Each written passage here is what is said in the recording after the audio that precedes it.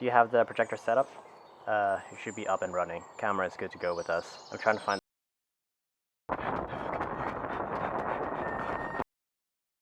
Hey, where the hell are you, Pierson? I'm trying to find the keys in the car. Hold on. Did you say they were in the glove compartment? Yeah, they're somewhere. They're somewhere. Just keep finding it. Okay, I found them. We just need to get the hell out of here right now and we don't have to... Hey, you still there, dude? Hello? Hello? Are we good to roll? Okay. Let's talk about authority responses. How do they respond to anomalous incidents, and what type of responses can they effectively deploy? The authority is in many ways capable of responding to various types of incidents, including disasters, conflicts, epidemics, and terrorism. How they first receive words of incidents themselves is debated amongst the organization. However, there are those who believe that given the authority's size and global presence, it has informants within local and national governments. While it is true that the authority maintains some informants, assets, and in some cases, embedded agents within law enforcement agencies, there are other forms of anomaly reporting. These forms of reporting can include embedded agents, agency tip-offs, to the use of authority-developed web crawlers.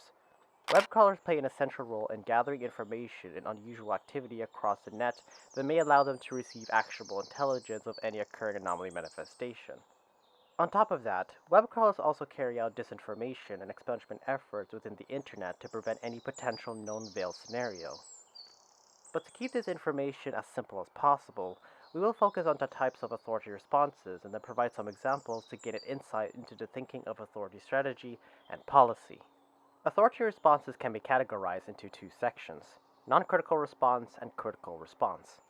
Non-critical response can be best described by the authority's use of protector personnel for the purpose of humanitarian and first response to any catastrophe involving veil manifestation. Unlike containment teams, the role is above all to reduce human casualties by evacuating and rescuing civilians. Due to their nature, the protector plays an important role in non-critical response efforts to aid in disasters caused by anomalies. Non-critical responses may also play a role in expungement efforts via the authority's central intelligence and deployment of certain mobile specialized teams specific to information control to ensure that any anomaly manifestation are kept from public awareness. Registered Phenomena Code 624 is a mammalian species native to the North American continent that are capable of moving from a blink of an eye.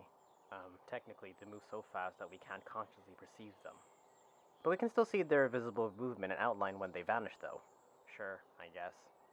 Anyhow, these species use their interesting ability to avoid being directly viewed and for hunting their food in the wild. As per protocols, surveillance and tracking methods are its primary ways of containment responses to these species, but it is important to highlight that they're more so used for data collection and identifying ways to dissuade civilians from visiting their territory. In the event that personnel are in areas frequented by RPC 624, they are to be issued bottles of rubbing alcohol and place it on their face and hands should they get attacked. Fuck. What? What's wrong? Did you see something behind you? No, what? What do you mean? There was something behind that tree.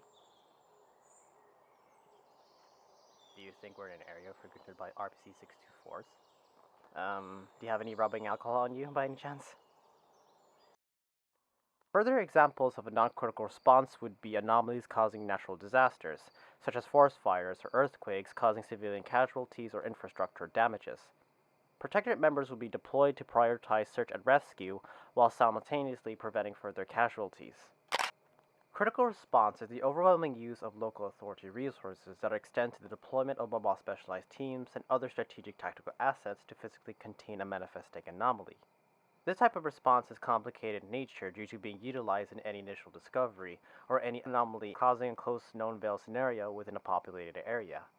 One thing of note is that a critical response effort also includes other forms of methods aside from strategic and tactical purposes. These can include the use of diplomacy and negotiation with local governments to provide military assistance and in most cases, lend-lease military equipment for use. A nearby containment team would usually be deployed under this circumstance, but if the anomaly poses some difficulty due to specific properties that it may be inherently difficult to contain, a more specialized team would then be called to provide further assistance. This is why a lot of quick reaction forces are generally members of mobile specialized teams, as in their name, they're trained and are specialized to handle all forms of specific anomalies. So, non-critical and critical responses are the doctrines of the approachability and neutralization efforts of any anomaly manifestation. The terms non-critical and critical are simply used in this video to demonstrate the sort of responses by the authority and generally may be different in any interactions with other anomalies in the future. But who exactly would be involved in sorting out these incidents, and more importantly, what is the response when it comes to internal incidents such as containment breaches?